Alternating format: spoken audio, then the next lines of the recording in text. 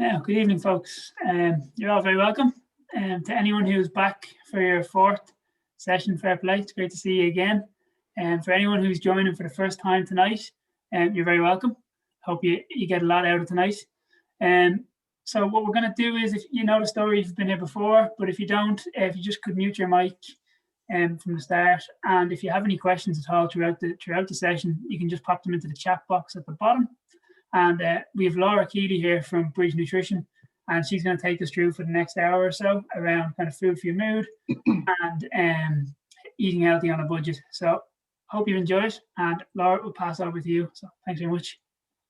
Thank you very much, Stephen, and thanks everybody for joining again tonight. If you're new to the series, my name's Laura Keeley. I have a nutrition consultancy business called Bridge Nutrition. And I'm a health and performance nutritionist. So I know Stephen sent out these links before, but if you do want to catch up on any of the previous webinars that we've done around nutrition and healthy eating and, you know, developing healthy habits and such, you can see those on YouTube if you want to catch up. But today on our fourth one, we're going to be covering the topics of food for mood and healthy eating on a budget. So kind of moving on from just the basics and looking at different areas that our nutrition can help us. So tonight it's going to be focusing on mental health. And then the second half, not quite related, but very important to understand in terms of how you actually put it into practice. It's healthy eating on a budget. And I really want to get across the message that you don't need to spend a bomb of money to eat healthily, and you don't need to feel overwhelmed when making food choices as well. So there's a lot to cover. I'm gonna aim to finish in around 45 minutes. I'm saying that week in, week out, but I'm adamant tonight. And then at the end, I'll go through any questions that you guys asked in the sign up, or if you do have any questions throughout the presentation, please ask me in the chat box. I'm more than happy to answer at the end. Okay. So let's kick off here. So the topics we're going to cover tonight, like I said, it's going to be about food for mood. So we're just going to talk a little bit about mental health and nutrition, looking to improve our mental health and I suppose look after our mental health with our nutrition choices as well. Like, what can we do to actually improve it, and why does it improve it? We're going to look about the link between our gut and our minds and our brains. So essentially there is a well-established link between our gut health, so how healthy our gastro tract is, and our mental health. Okay, so we're going to go into a little bit about that today, and then we're going to go on to healthy eating on a budget. Okay, tips for doing so. We're going to talk about things like, you know, is frozen veg good as fresh veg? We're going to talk about organic foods, superfoods, and then I'm going to show you towards the end very, very practical examples of literally how to put 5 quick ingredients together to make up some really tasty, very convenient, but nonetheless very nutritious meals.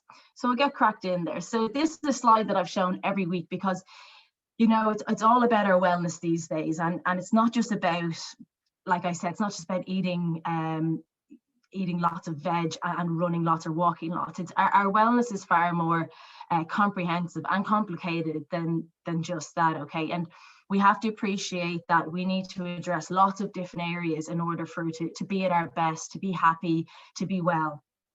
So this week, other weeks, we focus on different side of things, like the physical side of things, the nutrition side of things, and the emotional side of things.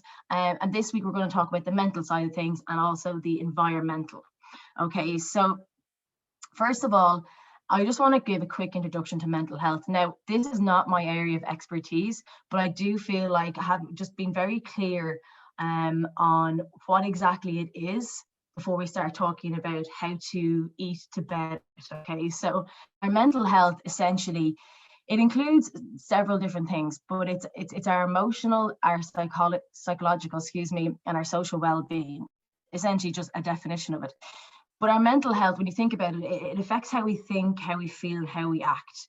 And it helps determine how we, you know, relate to other people, how we make choices, our stress. And it's incredibly important at every stage of life. So right from where we're very small children through our adolescence and into our adulthood as well. So it can't be overlooked. And I suppose maybe for years it was overlooked, but I think in recent times, there's been a big drive to really focus on mental health, and not just to get on with it. A lot of people tend, oh, you know, I'll be grand, or, you know, they don't want to make a fuss, or they don't think that you know, our mental health is, you know, if we were physically hurt, we would go to the doctor. You know, if we had a broken leg or a broken arm, we would go to the doctor and get it fixed. So much like our mental health is the same. If you are feeling that you're not well mentally, that you should go and speak to your GP or talk to a family member or friend. And I suppose maybe to appreciate the signs that you may actually be struggling with your mental health firstly. You know, it's if you spot any of these, and again, this isn't my area of expertise, but I think it's important to highlight before we start talking around food around it, just the signs that you may be struggling with your mental health. And then if you find that, you know, if some of these are taking some boxes for you, I really encourage you to go speak to your doctor or speak to a family member and maybe try and get help with it. But there's a few different things. So sleep or appetite changes are a big thing. And obviously that's related directly to your food intake. And I've talked about sleep many times over the last 3 workshops with you guys. So sleep is a big one. So if you see dramatic sleep or appetite changes in yourself or even a family member or friend, or a decline in personal care, that just may be a sign that there may be some struggle with mental health there. Mood changes as well. So like really rapid dramatic shifts in emotions, or maybe depressed feelings.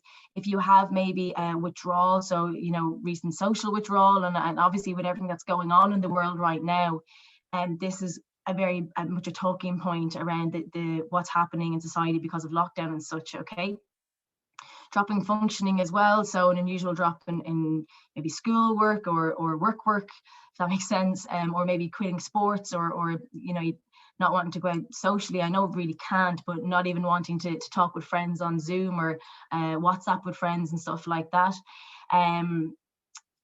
Apathy as well, so really kind of not caring about different things, loss of initiative or desire to do anything or to kind of progress in anything as well. Increased anxiousness, so, you know, anxiousness, anxiety, it's not just about worrying. You know, we've got like if someone's tense or nervous constantly, if you have a sense of dread, if you've got rumination there as well, so that's kind of constantly thinking about bad things that either have happened or may happen.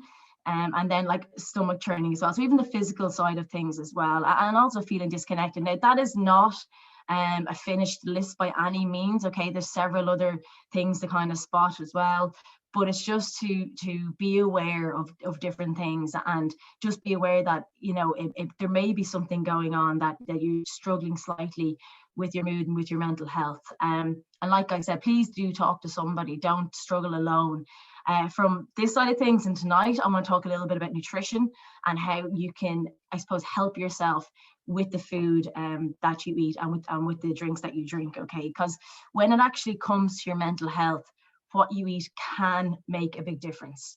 So the research out there, it shows us that diets that are rich in fruit and veg, which I've been like a parrot talking about the last 3 weeks to you guys, but fruit and vegetables and nuts and seeds and high fiber foods and lots of water and healthy fats, all those things, along with good exercise, good sleep, excuse me, stress management, all of those things will help and protect your mental health. Okay, so like I said, along with kind of exercising, good sleep, stress management, making those healthier choices, making healthier food choices will improve your physical and your mental fitness. Okay, and you know, when it comes to eating well and getting enough exercise, getting enough movement, those two are interlinked. And you've probably heard me over the last 3 workshops talk so much around your food and exercise. They go hand in hand. Your nutrition and your movement go hand in hand. It's nearly like thinking of two wheels of a bicycle,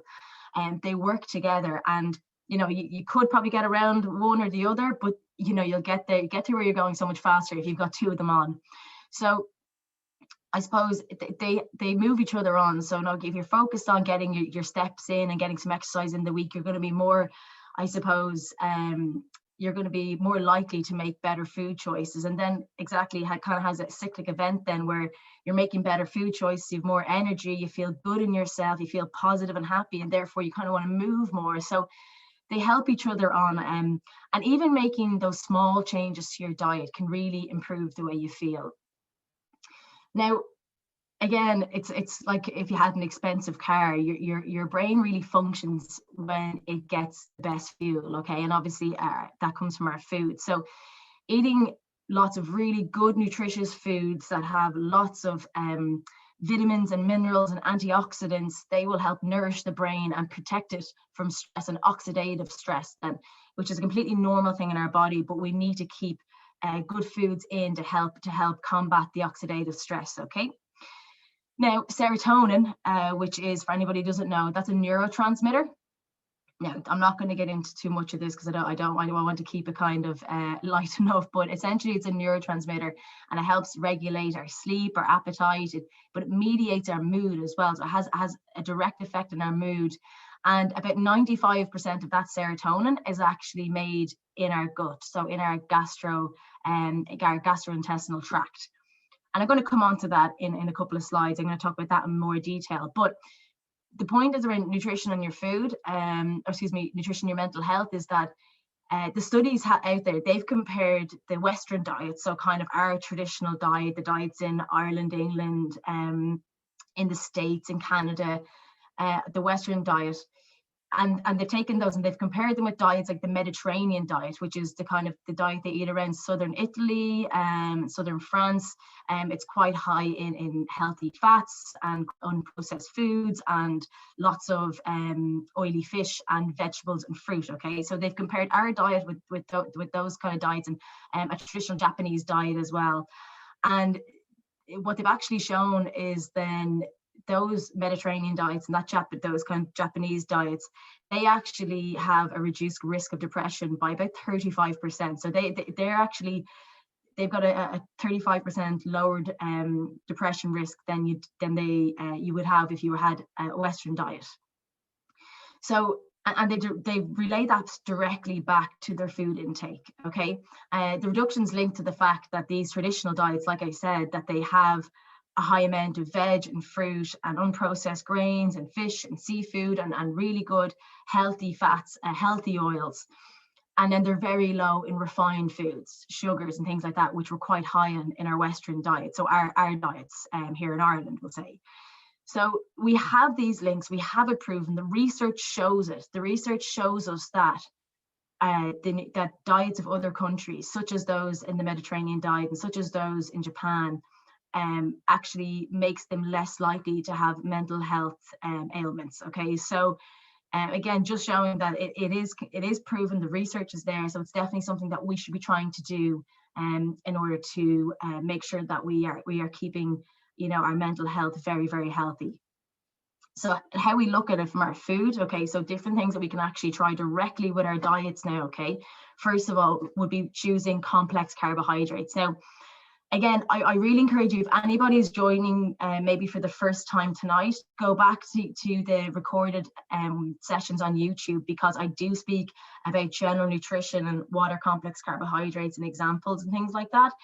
But essentially, I just want to explain that in terms of this context, that we're aiming to choose complex carbohydrates, things like porridge, whole grain rice, sweet potato, quinoa, beans, lentils, whole wheat pasta.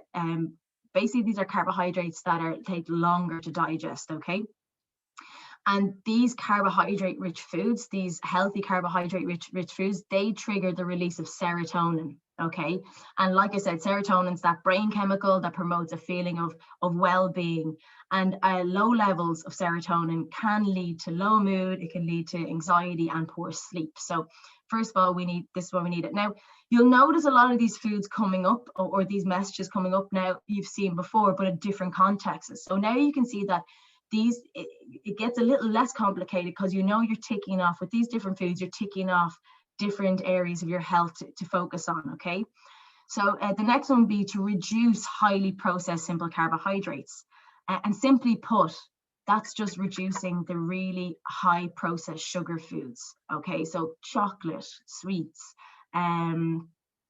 ultra processed baked goods like biscuits and donuts. And I hope I'm not losing anybody thinking, oh God, I can't even have a nice treat. You absolutely can. And I've spoken about this at length as well, that there's no issue having foods you enjoy, but it just can't make up the majority of your intake because you lose out on these other nutrients. If you have a diet that's fully focused on, processed, refined carbohydrates, you're not going to have these complex ones, okay? So if you're mainly focusing on these, you're not going to have these. You won't be hungry for them. So you need to focus on the more nutritious carbohydrates first, okay? Eating too many sugary foods, okay, it'll have that blood sugar high, and then you'll have a dip after it, and that can lead to a decrease in energy and a decrease in low mood. And if anybody's familiar with this, you can get a bit cranky, a little bit hangry, a little bit snappy on it as well. You know, if you've been on that where you've been on sugar all day, you feel a bit rubbish, okay? So we want longer lasting energy with complex carbohydrates. Another quick one, increase your protein. Again, this isn't a message. It's not the first time you're hearing this message from me. I've spoken at length about when we eating protein for health as we age, eating protein to get stronger, eating protein for antioxidants and increasing our immunity and for lots of other reasons in our bodies. So for enzyme production. So it's not just about eating protein for mental health. Eating protein ticks off all these other things as well. So with protein, we say, have about a palm size per meal times, 1 for a woman, 2 for a man. That's just, the kind of very rough guidelines, but having lots of protein snacks. They're all included in the first workshop that we did, and I've got lots of infographics for you in there. But essentially, we have talked about the importance of this macronutrient nearly every week now, but protein contains the amino acid tryptophan. Okay, now tryptophan is actually a building block for serotonin production. So see how they're linked. So if we don't have enough protein, we don't have enough tryptophan, and then we can't create enough serotonin. So this is why we need enough protein in our diets as well. So it keeps you full and it supports serotonin production, which we need. Now the next one, we don't skip meals. Again, this is one I talked about in week 1. Just not skipping meals, not going for long periods throughout the day, because your energy levels will dip during the day if you don't get enough food in. Okay, we need food to keep going. We need food to fuel ourselves throughout the day, and you want to keep your energy levels stable. If you go for, if you skip lunch and don't eat until dinner, it is going to affect your mood, your acute mood, your instant mood. It's going to probably leave you a bit cranky, flustered, stressed. Prioritizing and timing your meal intake during the day is incredibly important. I can't stress that enough as well. And making sure that you're getting enough well-balanced meals throughout the day. I talked about how to balance your meals in week 1 and week 2, if you want to check that out, and how to build those balanced meals and what you have to tick off. The next one, again, hydration. I don't think that's a surprise to anybody, because I've talked about how important hydrating is. But actually, it's not just about feeling a little bit rubbish or, our organs not having the hydration level they need or anything like that. Dehydration can actually lead to fuzzy thinking, okay, poor memory and feeling very tired, okay? So definitely go back to the rule of, as I take a drink of water myself, hydrate before you caffeinate in the morning. So having that glass of water beside your bed, as soon as you wake up, 3-4 big gulps, and you've started that rehydration after your overnight fast, okay? And then, so just having the rule that you have to drink either have a bottle beside you like this all day long, or have one in each room. But keeping our mood stable definitely comes back to also to being hydrated, okay? And then reducing your caffeine intake during the day. Just if you find that you're drinking a lot of coffee, there's no issue. Coffee doesn't essentially work as a diuretic if it's in a big coffee mug and you have a couple of them during the day, but if you're constantly drinking espressos, you will dehydrate yourself as well. Micronutrients, guys. So this is kind of what you're thinking, fruit and veg and lots of color. Okay, this is your vitamins and your minerals. And especially the B vitamins and magnesium, they're very much important for mood balance, okay, and supporting our ability to deal with stress day in, day out, okay? So I've talked about vitamins and minerals a lot, but the more color, the better, remember, and we're aiming for 3 portions of fruit per day and 5 portions of veg, and just taking a fistful as a portion guidance, okay? Now, we won't get too analytical with those, but just about a fistful will be a portion. And if you're nowhere near that, Like if you're thinking, I barely have an apple from one end of the week to the next, do not stress yourself out thinking I have to get all this on immediately. Just build up slowly. You've got lots and lots of time. You'll be eating food for the rest of your life, okay? Just build up slowly and make it stick. But vitamins and minerals are incredibly important for positive mental health and for our brains to basically work at their best. So I'll talk a little bit about kind of frozen veg and how to get convenient fruit and veg into your diet a little later. So vitamin D, again, this is a big one, getting lots of airtime lately because, you know, vitamin D and levels and reduced immunity have been very much in the media because of COVID-19. So I've said, you really at this time of year should still be supplementing with a vitamin D. Vitamin D3 is what you're looking for. I would strongly recommend you go to your doctor and just get your levels checked before you supplement. But what you're aiming to do is take a supplement from Halloween to Paddy's Day. It's kind of a really easy way to think of it. You're supplementing throughout the summer months the winter months, when in Ireland we just don't get enough sun. It just doesn't happen for us. And also, if you're dark skinned as well, you should look into getting a vitamin D3 supplement, but I would speak to your GP. But aside from that, the reason why I bring it up in this context is because vitamin D is linked to low mood and depression. Okay, so our vitamin D levels. So if we're low in vitamin D, it has been linked to low mood and depression on an ongoing basis. So definitely, if you find that you're I don't know, susceptible to low mood during the winter months, you know, that we have seasonal affect disorder or SAD, where people find that they're in a constant or depressive state over the winter months, and they have linked it back to vitamin D levels as well. Definitely go and get them checked and look into supplementing with a vitamin D3 level or D3 supplement. And healthy fat's a big one. You know, our brains, they need healthy fats. They need their omegas, and they need their essential fatty acids. So make sure that you do have a diet that is rich in healthy fats. Healthy fats are things like oily fish, so sardines, salmons, mackerel, I'm trying to think, herring, if that kind of floats your boat, but any of those. Then nuts and seeds, as many as you can. I'm not really talking about chocolate peanuts or anything like that right now. I mean like almonds, cashews, Brazil nuts, almond nuts. Get a big jar and have a handful a day, or seeds like pumpkin seeds, sunflower seeds, sesame seeds, chia seeds, a couple of tablespoons on your porridge or in a yogurt once a day. Lots and lots of healthy fatty acids, really, really good for our brain health overall, okay, and our cognitive functions. So do make sure, if you don't think you're getting those healthy fats in, I know they're quite, I think in Ireland especially, we're kind of slow to come on this healthy fats idea, because we were very anti-fat in this country, you know, anti-dietary fat in this country for years, and I think we're just coming around to it in the last probably decade or 15 years. So definitely to look into that if you and get some ideas. I did again have this on the workshop in week 1. So I talk about the gut microbiome now, or the little brain as it's being called as well. So just in case, I'm sure people maybe have heard about this, you know, gut health, probiotics, the gut microbiome. It's definitely something that there's some amazing research coming out about it in the last couple of decades. But just to be clear, if anybody doesn't know what it is, our gut microbiome it's our intestinal tract, so our gastrointestinal tract, our short intestines, long intestine, okay? And the biome, or the microbiome, to explain that's what it's made up of, trillions of microorganisms that live in our intestinal tracts. Okay, so our intestinal tracts are full of bacteria, but that's okay. It's meant to have some bacteria. It's meant to have some good bacteria, okay? And they're made up of a few things. They're bacteria, they're viruses as well, and protozoa. And so essentially, but these bacteria in our gut, they're involved in functions that are critical to our health and our well-being. They live in the digestive system, and they play a key role in digesting our food. They help with absorbing and synthesizing nutrients. So, you know, we're eating our food and getting those micronutrients, those vitamins and minerals I've just talked about.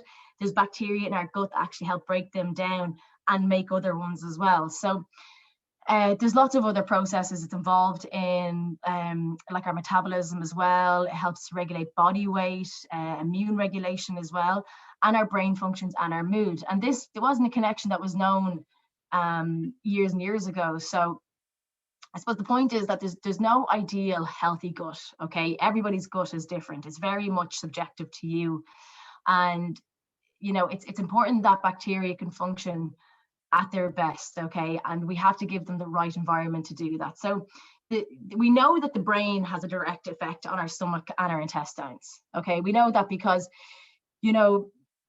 say if you're very hungry and you can smell some food, or you can see something on the television and your mouth starts watering. So we know that there's a connection between our mind and our stomach. And then if you, I don't know, perhaps if you are nervous and you can't eat, do you ever get like that? So again, that's a direct from our brain to our stomach. So a person's stomach or if you have intestinal stress, okay, that if you're anxious or you're stressed or you're suffering with depression, essentially that can either stem from your digestive system, or it can have implications on your digestive system. Okay, so they're intimately connected, I suppose, is the real take-home message. And calling it the little brain is I think it explains it quite well. It's currently being rigorously studied and trying to understand it. We still don't really understand it fully, and understanding those links between digestion and mood and health and the way you think even. So this little brain, okay, this is actually a nervous system. It's called the ENS, the enteric nervous system. And in our digestive system, there is a layer of like 100 million nerve cells lining your gastrointestinal tract, and that's right from your esophagus right down to your rectum. Okay, so this is a whole nervous system within our gastrointestinal tract, and essentially it's being linked now to our mental health and has direct implications on our mental health. So again, if you think back to a time you were nervous and you felt sick, you can kind of understand now, why you might feel nauseous before maybe giving like a presentation, or intestinal pain maybe when you're stressed or when you're anxious as well, if you get a pain in your stomach. So I spoke about serotonin a few minutes ago, but 90% of the serotonin is manufactured in our digestive tract and not in the brain, which is very, very surprising for some people. Okay, so this is why we need to keep a healthy gut microbiome, because if this chemical has such an influence on our mental health and we make most of it in our gastrointestinal tract, then we need to make sure that our gut microbiome is healthy. And so the real question is, how do you make sure that it's healthy? All right, so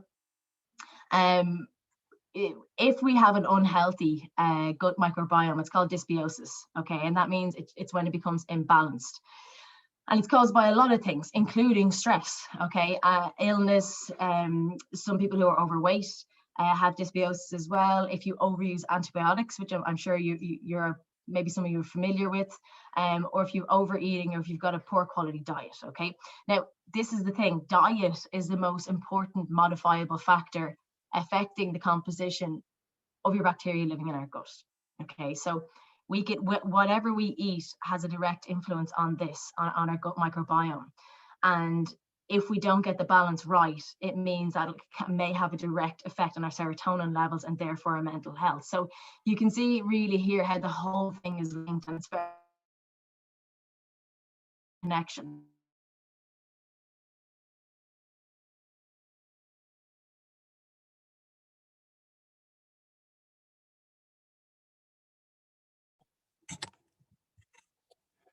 Think we might have just lost Laura there for a second. So if you bear with me for a moment, we'll try and get her back. Sorry, Stephen. We might have just lost you there for a second. Okay. It might have been me. Oh, you can hear me now, though? Yeah, have you now, yeah. Grand, I'll fly on. So these are the high fiber foods, okay? And essentially this bacteria in our gut, it eats the fiber, all right? So this is why it's called prebiotic.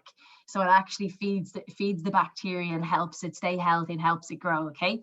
So these prebiotics, these high fiber foods are we're going back to the good old fruit and vegetables, peas, pulses, beans, all of these, which I've talked about, that are so important for other areas of our health. We're back to these because these are prebiotic and they're very good for our gut bacteria. Okay, so these carbs, they're not digestible. They pass through the digestive system and they become food for the bacteria. All right, so before you go out and buy an expensive prebiotic supplement, because there are some on the market, just remember that you can get lots of them within our foods. Okay, we can get, if you have a diet that's high in fruit and veg, high in fiber, you will have enough prebiotics to have a healthy gut microbiome. Now, probiotics, these are the ones you've probably heard of because you've probably seen, there's supplements out there with probiotics. Now, they're different to prebiotics because probiotics contain live organisms, so actual bacteria. And they essentially, they usually have specific strains of bacteria that, directly add to the population of healthy microbiomes in your gut. All right, so they have different strains, and like the prebiotics, you can take these through both food and supplements. So the biggest one that we get probiotics in food is yogurt. Okay, so good old natural yogurt, lots of probiotics in it. Kefir as well. So kefir is kind of just like it's a fermented yogurt, but it's a little bit more liquidy. So you can get that in any, in the Polish section actually of any of your shops, an Eastern European shop, a big thing of kefir. You have that a few times a week. You've lots of probiotics in it. Sauerkraut, sourdough bread even has some probiotics. So you have different foods that will have these, and mostly fermented foods that will have probiotics in them. Now you can also take a supplement, but there's no guarantee that when you take a probiotic supplement that they're actually the strains of bacteria that you need, because there's so many in your gut. You've no way of knowing, what ones need a boost and what ones don't. So, the jury's still out. A probiotic may be useful if you've been on a course of antibiotics, but I would speak to your doctor about that and get some guidance on it. The next one we have is lowering your stress levels. So I touched on it there a few minutes ago, where I said stress does have an implication on how healthy our gut is. So it's we said like managing stress is so important for lots of different aspects of your health, but especially with your gut health. Okay, so anything from psychological stress, environmental stress, disruption of sleep, any of that can increase stress. So we need to, and that will have a direct impact on your gut health. So you do need to manage your stress levels as well.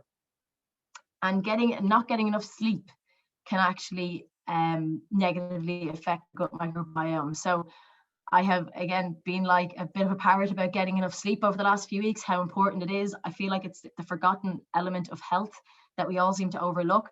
But getting enough sleep or not getting enough sleep can have serious impacts on gut health, okay? And that can actually lead on to more gut issues. So again, try and prioritize 7 to 8 hours of uninterrupted sleep per night. Anyone with a baby or a small child is probably cursing me through the laptop now, but do your best where you can, all right? And then again, you'll be sleeping for the rest of your life, so you have lots of time to prioritize at different times, but just do your best, okay? And staying hydrated is our last tip. Now, again, we've talked about hydration. Drinking plenty of water, right, has been shown to have that beneficial effect actually on the mucus lining of the intestines. Okay, now it also helps to balance the good bacteria in the gut, but again, like lots of things, it's another element of staying hydrated because it's so important to help promoting a healthy gut. So there are the recommendations about how to do your best with your gut. The diet high in fruit and veg is a big one, high fiber foods, some fermented foods, so natural yogurt, kefir, sauerkraut, sourdough bread, managing stress levels, getting enough sleep and staying hydrated, and you should have a good gut health there. And I wanted to touch on exercise and mental health. As I've explained before, exercise and nutrition go hand in hand. And it's really not a secret that a sedentary life will contribute to conditions like diabetes, heart disease, cancer, osteoporosis, obesity, all around mortality essentially. But it's very, very clear that exercise has implications on physical health, but also with our mental health as well. So there's research that shows that depression, anxiety, and exercise, that actually, even and the physical effects of exercise on these conditions, okay, that it'll improve mood and reduce anxiety, and even like short bursts of 10 minutes of brisk walking can increase mental alertness, it can boost your energy levels, and it can boost your mood. So even as much as if you're in a sedentary position for a lot of the day, or you find the environment you're in is quite busy, getting out 10 minutes, just getting your heart pumping in a good way, I suppose, and getting fresh air. You know, working out and other forms of physical activity, they have shown to ease symptoms of depression, anxiety, and make you feel better all around. Okay. And, you know, looking at kind of how they work together, I suppose the first one would be like improving your mood. So exercise releases endorphins. All right. If anybody knows like a runner's high, or where you feel great if you've had a really good exertive exercise session, it releases endorphins and serotonin, okay? And that can improve your mood. It can help you feel more content, more awake, calmer even. And, you know, the effect of physical activity on mood may increase actually if the mood is initially low. So if you are feeling down, that's when you should exercise. You know, it's more like, oh, I don't want to go out and walk because I don't feel great. You know, I'm a bit low. That's actually the time you should get out for a walk. Probably the most important time you should get out for a walk, okay? Again, impact on self-esteem. When you start exercising a little bit, and just, you know, to be clear, like self-esteem is how we feel in ourselves and how we perceive our self-worth, okay? It's a real key indicator to mental well-being, and a real key indicator in how well, or our own ability to cope with life stressors. So exercise can have a positive effect on self-esteem. So if you meet exercise goals or challenges, say if you have a challenge to, oh, I want to be able to walk 5K in 1 hour by the end of February, something like that, you get a real boost when you get there. Okay, so it's not about setting mad goals that, you know, I want to climb Mount Everest next year, nothing like that, but small little mini goals and challenges, things like that. If you do them with your pals, or, you know, have a little WhatsApp group or something, can do real wonders for your confidence. All right. Impact on stress as well. You're increasing your heart rate. It can reverse that stress-induced damage that we talked about before. It does it via the production of neurohormones. But exercise, it forces our bodies, our systems, basically our nervous systems, our central and our sympathetic nervous systems, to communicate with one another, and it helps your body respond better to stress. Okay, so, you know, we talked about how to reduce stress and how to work on our stress. This was one of the points of how to manage stress that I discussed a couple of weeks ago. It was getting a more regular exercise routine in. And then better sleep. So I've just bleated on for ages about how we need sleep and how we need good quality sleep. Exercise actually improves our quality of sleep. Okay, and it actually helps ease our minds, and that might help you fall asleep quicker. Helps regulate our circadian rhythm, so like our body clock, when we go to sleep and when we wake up. So it has really good positive implications there on your mental health all over. Okay, so that's finishing off that section of the workshop tonight, guys. If you have any questions around those topics, pop them through and I'll get to them at the end. But I'm going to move on to healthy eating on a budget. Okay, because there's lots of us that we want to start eating, you know, more balanced meals, healthy foods, but essentially maybe we don't know where to start with that, or maybe we think that straight away eating healthy means I've got to spend another €300 on the shop every month, or I have to go into Chopped and buy a superfood salad, or I can only buy organic meats, or I can only eat gluten-free, or, you know, something along the vein of this, that, you know, the regular old vegetables in little won't do because of their price point or from where they come from, or some other reason. So it's very, very common. This is something that I would deal with a lot with clients and with people, I suppose different groups that I work with, different teams that I work with. And there's so many overpriced superfoods and organic foods, and foods that are gluten-free, dairy-free, or marketed as high protein. They're all kind of marketed as being really essential purchases for your health or to eat healthy. And that just, it isn't the case, okay? And I can tell you now that with adequate planning and a little bit of preparation, you can definitely eat healthy on a budget. So first of all, I just want to show you this. I kind of touched on in the first couple of weeks, but this is what it means really to eat healthily. This is the Eat Well plate. So you can see the majority of our foods here. Let me put my laser. The majority of our foods, like I've said so many times, fruit and veg, plant-based foods, lentils, quinoa, pulses, things like this. Then we have like your high fiber, your whole grain foods, that's the majority of your intake. So plant-based, really, that's what we're really getting at there. Plant-based foods are the vast majority of your intake. Then you've got your meat, your fish, or your high protein options. All right, they come in there as well. And then our dairy section. Again, dairy can play a very, very healthy part of a diet. Sorry, someone's off mute there, guys. I'm just going to quickly mute them. If everybody make sure that they're muted, that'd be great. Just as a little bit of feedback coming through. But essentially, you can see here, we have our dairy section. Then we have this small section here. So this is, they're kind of ultra processed foods, high processed sugar foods, high processed fat foods. They don't have to be removed completely. They just make up a smaller part. Okay.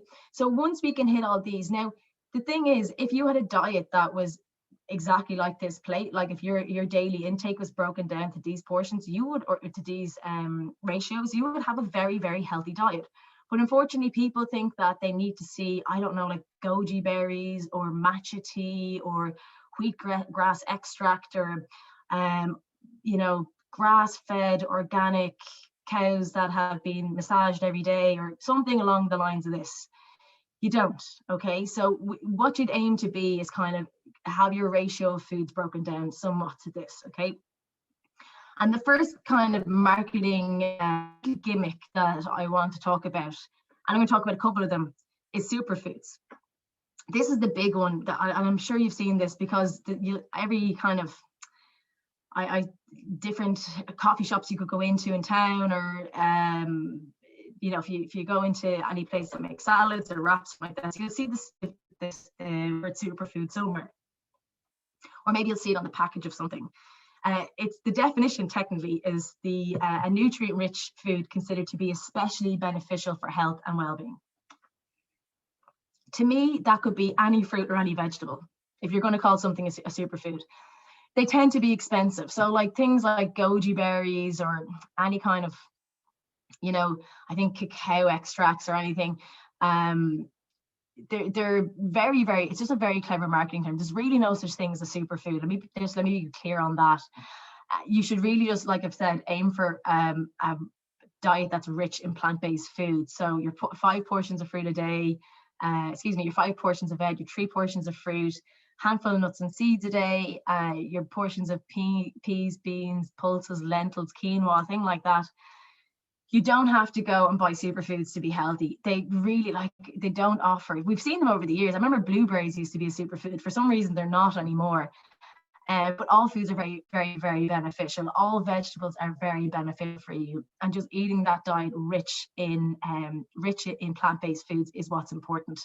Please don't be you can hear it now. This has cleared it up for you, hopefully, but just don't be fooled by those kind of gimmicky terms such as superfoods and then sticking an extortionate price label on a food because it's a superfood. The next one I want to talk about, these are not fad diets, by the way. I just want to explain a little bit more about them. Gluten-free, dairy-free, or meat-free diets, okay?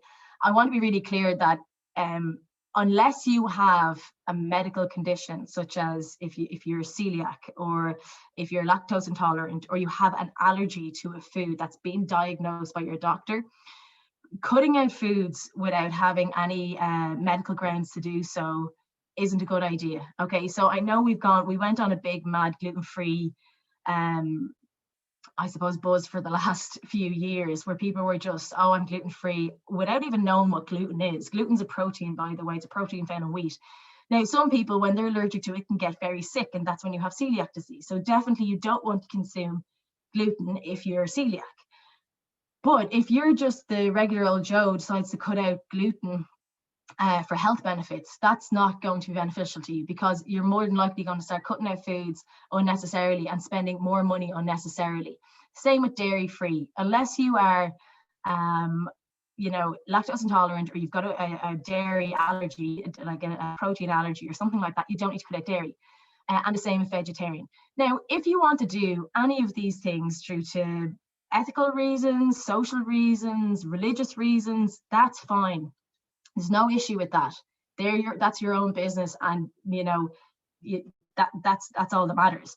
But I mean, from a health point of view, and that's all I'm exclusively talking about tonight, is from a health point of view, there is no better health benefits to doing to going gluten-free, dairy-free, or meat-free. There's no greater health benefits in doing so, unless, of course, you know, you are celiac or you've got an issue with a dairy nutrient. Okay. So I just want to be clear, because I know that definitely, especially gluten-free, that people cut out an awful lot of foods. If you cut out dairy completely and you don't replace the protein, the calcium that you would have gotten in cheese or something like that, you could essentially cut out an awful lot of nutrients from your diet unknowingly, and then that will leave you nutrient insufficient, basically, and put yourself at risk of things like osteoporosis in later life or sarcopenia later in life. Okay, so just be aware, there's very good marketing ploys out there to make you feel like certain foods are unhealthy, like bread. Bread got an awful hard time the last couple of decades. People cut out bread left, right, and center. There's no reason. You can just choose a healthier version of bread, like a whole grain.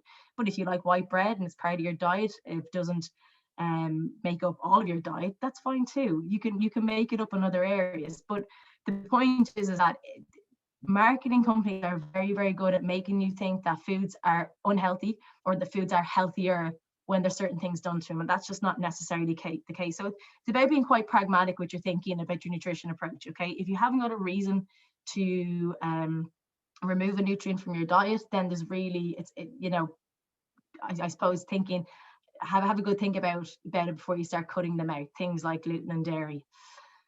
Organic foods, just for the basic definition of an organic food, it's the product of a farming system which avoids the use of fertilizers, pesticides, growth regulators, when it comes to livestock, things like feed additives. But again, when I'm talking specifically about organic meats and fruit and veg and things like that, they tend to be more expensive than the non-organic products. Now, if you choose to go organic, again, kind of what I spoke about a second ago, if you choose to go organic because of things like animal welfare or because of soil health or water quality or anything like that, that's fine. Or, you know, biodiversity, that's fine. But please don't think the studies have shown us that there's no nutritionally beneficial no nutrition benefits to be seen from eating organic versus eating non-organic. There's lots of other reasons to go organic, and if you want to do that, if you want to support local farmers, that's brilliant. I fully endorse that. But a big thing is people thinking that organic food is healthier than non-organic. It isn't.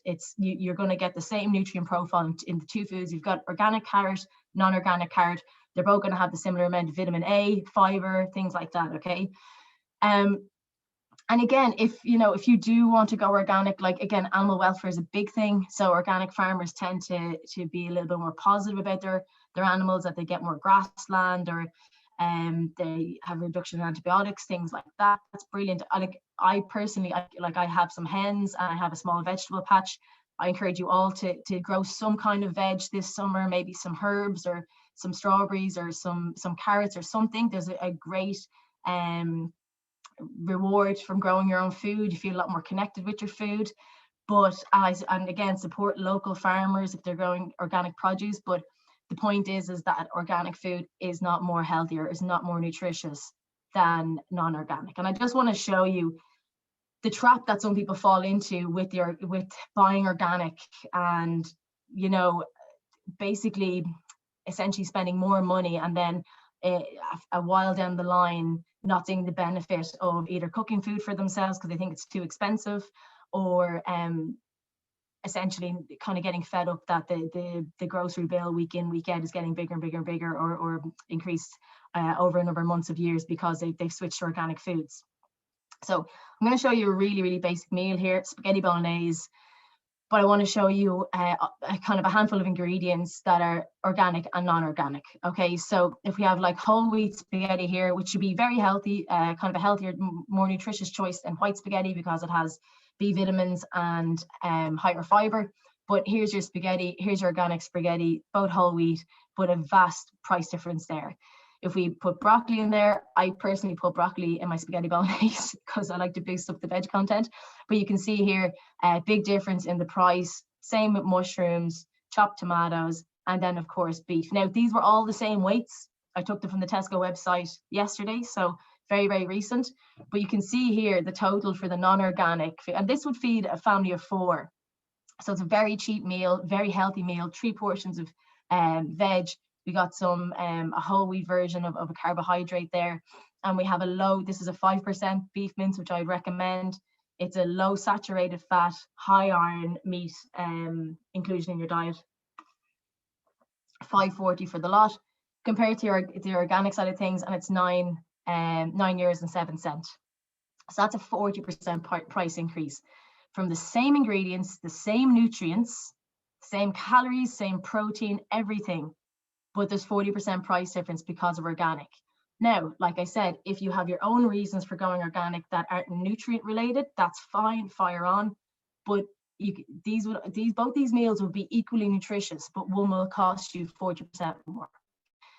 So again, I hope I've made my point on that. If people do have questions, we can get to them at the end, because I want to jump into frozen food. I definitely think this is something that at least 2 people asked me on the sign-up sheets, which was, can we have frozen veg? Are frozen fruit and veg okay? And, to be honest with you, frozen veg, frozen fruit, they're really affordable and they're a really convenient way to get fresh veg and fresh fruit in, okay? They're cheaper as well. Most of them are prepared, like peeled and chopped. So if you're not someone that likes cooking or doesn't like the peeling, chopping aspect of making meals and therefore doesn't make meals because of that, this is what you need to do. When I'm making my recipes on social media, I'd often get people telling me, I'm not bothered with the veg prep, just the onions. I take ages chopping onions and mushrooms and garlic and things like that. I don't like doing it. You can get big bags of chopped onion and chopped garlic and chopped mushrooms and all kinds of veg in Lidl and Aldi, and they don't cost much, okay?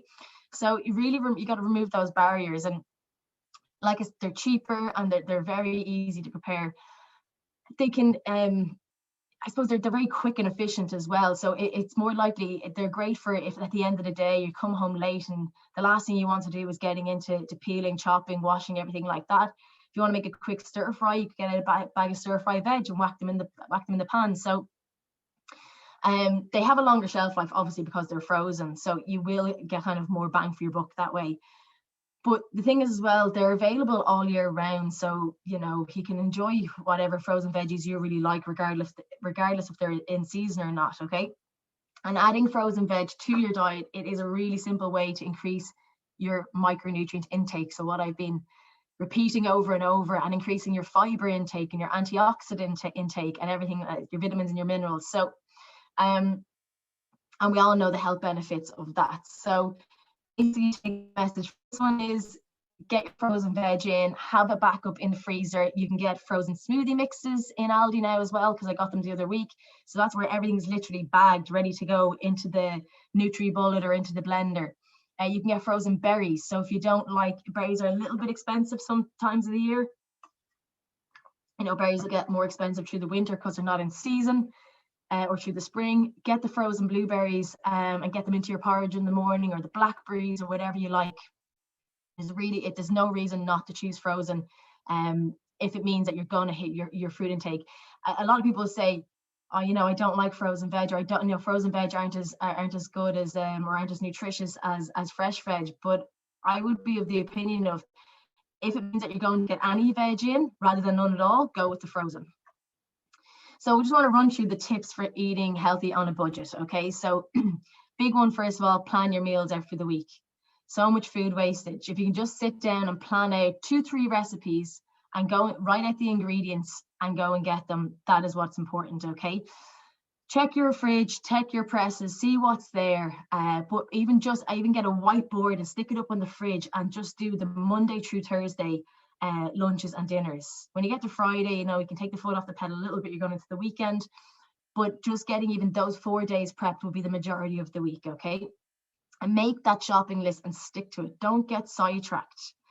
Batch cooking is a big one as well. One of my favorite things to do, cooking up on a Sunday, a 6-portion stew or Bolognese or lasagna, or a shepherd's pie, or something that everyone will like in the house, but it's cooked there. It's going to be full of veg, full of lean meats, and full of fiber, full of all the things we've been talking about. Okay, so getting a big batch cooked done. And then the dry frozen. Okay, so we just spoke about that. So convenient, ready to go. So that's the kind of first four. The next one would be bulking out your meals. Okay, so if you're thinking that, oh, I need so much meat or fish, it's actually quite expensive. How do I reduce my budget around this? Bulking out your meals with tins of chickpeas and lentils and beans and like basically getting those vegetarian sources of proteins in is brilliant. Really filling out your meals with plant-based things, so you're not just focused on meat, that you're actually going to, you're increasing your meals by 2-3 portions by just adding a couple of tins of like that chickpeas or peas or frozen peas or something, or lentils. That's going to make it bigger, and you're going to get more out of it. The generic brands, this is a big one. I see people so much paying 2-3 euros more for a bag of porridge because they won't go with the store brand. They're probably made in the same factory. Honestly, they're probably, a lot of them could come from the same farms. There's no reason why you shouldn't pick generic. They're not less nutritious or anything like that. They're definitely cheaper, and if you buy them in bulk, you will save money in the long run. If you can stack up on porridge, like buy a big 2-kilo bag of porridge, you live off that for a couple of months. It'll be very light in your pocket, and you're going to get a really nutritious breakfast there all the time. Big one is freezing leftover bread.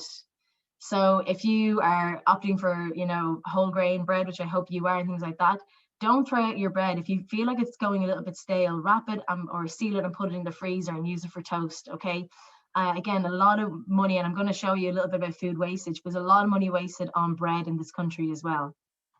Buying whole cooked meats or like for a whole chicken.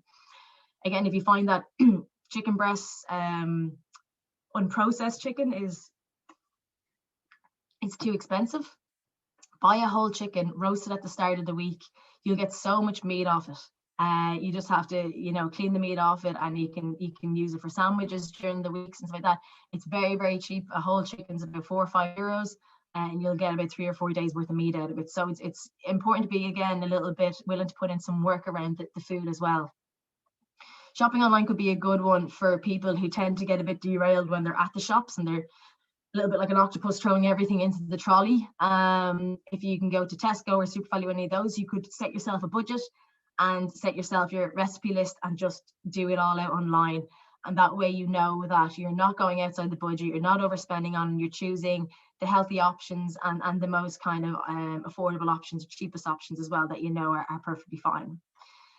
If you're someone that throws out a lot of their veg at the end of the week, if you find that, it gets to Friday and that, bag of carrots or peppers or something's looking back at you for the last 4 days, make a soup with it. Throw them all into a pot, boil them up, some stock, and blitz them, and you've got a healthy soup. Nothing wrong with it at all, and it reduces the food wastage and reduces the money wastage as well. Cutting down on the luxury is a big one. I think if you actually went through, if you're someone that feels like they spend a huge amount of money on their shop, have a look at your shopping list. I can guarantee you things that you might have spent the most on were the less nutritious foods. Okay, fizzy drinks, chocolate, crisps, biscuits, everything like that. So just try and reduce those. If you feel like that's an area that you could do better on, just try and reduce them and use the steps I've talked about previous in order to do that. Knowing your kitchen, knowing what's in your presses, knowing what's in your fridge. Have you got a good a really good herbs and spices rack is really important if you want to cook for yourself at home. Making sure you're stocked up on different things, stocked up on chopped tomatoes, stocked up on sweet corn, tuna, those kind of tins. They don't cost an awful lot of money. They're great to have there for cooking options, very easy, convenient, cheap cooking options as well. So just to touch on food wastage, because this is a big one. It's not even about people wanting to eat healthy within a budget, but actually waste so much food. Anywhere between 400 and 1,000 euro worth of food annually is wasted. And I don't think there's a person listening to me right now that couldn't be better off with a 400 euro in their pocket. So we can waste up to about a third of our foods. And the three big ones is milk, bread and lettuce. It's about 40% of lettuce gets thrown away. And that's because, it sits in that container at the bottom of the fridge and you never see it, and then it goes all soggy, so you don't want it.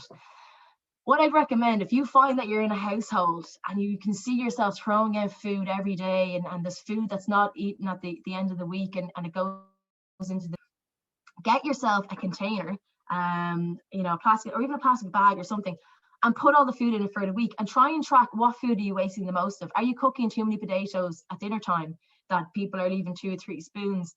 Are you buying too many fresh veg? Maybe you need to switch to frozen for a little while to actually not waste as much as you're doing. Maybe you need to plan your meals so you're not buying extra food that you're not going to use by the end of the week when you've only got a few days to turn it around.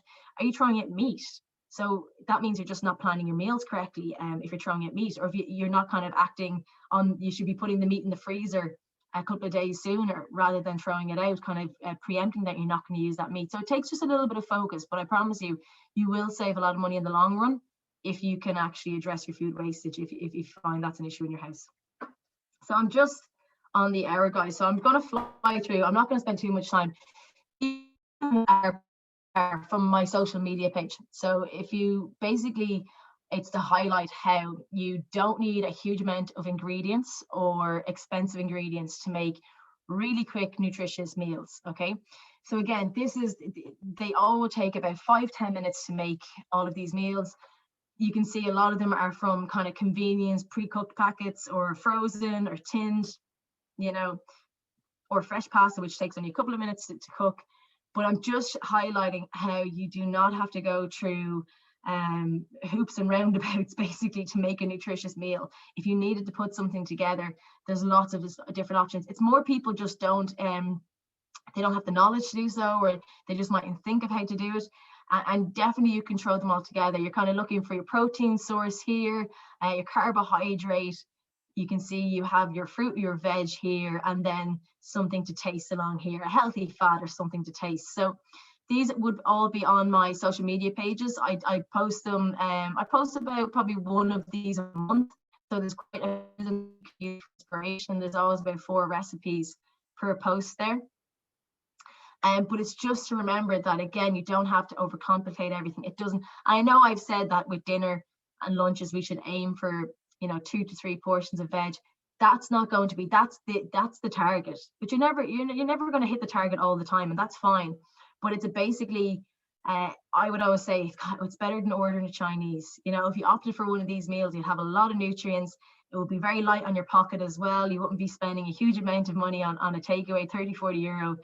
Most of these foods you can have in your press. You know, this is a really good staple of mine that I'd always have some of these backed up in the press for when I have a, you know, I get home late from work, or I have a stressful day, or I just really couldn't be bothered cooking a meal for 30, 40 minutes. Throw all these into a pan, a little bit of olive oil, and you got a really, really tasty meal. So it's kind of about getting the imagination going with it as well. But just to recap on what we've covered, we look at signs of poor mental health, and really want to reiterate again that if you are struggling, or if you're stressed or anxious, or you just feel you're low, to please go and speak to somebody, either your GP or a family friend, how to improve your mental health through nutrition as well, and essentially looking at how our gut and our mental health are linked, and that gut microbiome, how to improve our gut health, and then healthy eating on a budget. It is possible, we know, talking about organic foods versus non-organic, and tips for eating healthily on a budget. So folks, I'm more than happy to answer any questions now. I can see there's a couple of them in here. I'm just going to go through them now. So yeah, Fidelma, you're asking about diabetes, type 2 diabetes, and carbs from potatoes and pastas. It definitely, it'd be very hard to know indeed, but I do recommend you reach out to a health professional to talk about that, either a dietitian service or your own doctor. You do need one-on-one guidance with that, with type 2 diabetes. I'm going to jump into the questions from the sign-up form as well, guys, just very quick. Let me pull this out here. Let me see. Raf was asking, is it true, do you know, if many of the foods products in so-called high-end retail stores are in fact the same products that are sold in regular discount stores with fancy packaging to justify the cost? It could be. I can't say for true, Raf. I have heard of, definitely have heard of products being made in the same factory and just packaged different ways, and, you know, a massive increase on some of them. So I have heard about that. So I wouldn't be too shocked, especially when it's basic foods like breads and pastas. There's not a huge difference in how they're processed from ones that cost €3 or €4 to ones that cost 60 cents. So Kira's asking quick and healthy veggie meal tips on a budget. Kira, if you go to my Instagram page, I have a lot of vegetarian recipes on that. There's about 12 up there that are really quick, really easy. Veggie recipes are great because like even doing like a meatless Monday or something like that will really save you some money. And, you know, it's good for the environment. It's very good for your health because you probably get extra protein, or excuse me, extra vegetables in and things like that. So I have a lot of vegetarian recipes on my Instagram if you want to check them out. Linda's asking vitamin D, are there foods that provide sufficient amounts for adults? Unless it's fortified food, Linda, it's quite difficult to hit your vitamin D. Fish, eggs, fortified milks, things like that.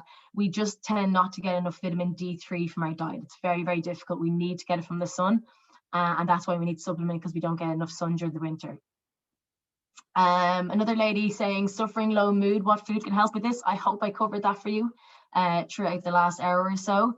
Andreas asking, can you recommend some easy vegan or vegetarian dishes for meat eaters? Would like to try some. Okay, but then I definitely recommend going to my Instagram, because like I said, I've got a little section there for vegetarian and vegan recipes. Let me see. Katrina saying most cheaper vegetable deals have a short shelf life. Any recommendations on how to get the most for them? So definitely either cook them straight away, so get them and make a big soup with them and even freeze the soup, or I would switch to frozen veg until you're or nearly, I suppose, create a recipe immediately around them. But I would, like, that's where frozen veg come in very handily, because you don't have that short shelf life problem. Linda saying, trying to be healthy but have the odd bad day. That's fine. Everything in moderation, like I've been saying. Claire looking for some dinner ideas. So I would, if you're looking for any recipe ideas or anything like that, guys, again, I direct you to my social media just because that's where I keep all my recipes. If you go to my website, there is an option of a recipe book there, which you just have to enter your email details and I'll email it to you. So if you go to bridgenutrition.ie. Eileen saying, what is the best way to start breakfast that is good for your gut after a glass of warm water? So just a good hearty breakfast full of nutrients and high in fiber. So porridge, berries and seeds, or eggs, whole grain toast and avocado will be good for you as well. William's asking, what are the best foods for people over 65? William, if you go back to my workshop on the second week, you will see I did a whole hour and 20 minutes, I think it was, on nutrition as we age. So I think that's a really important one for you to watch if you've got that question there. Let me see here. Okay, guys, I think that's all the questions we have, which is nice. I'm not going to keep you half the night like usual. If anybody has anything else that they'd like to ask, feel free to pop it in. But otherwise, I'll hand it back to Stephen here. Yeah, Laura, thanks a mil. That was brilliant. The bit around food wastage is brilliant. Really, when you think of little strategies there to reduce how much you're wasting, I'm definitely going to give that a go.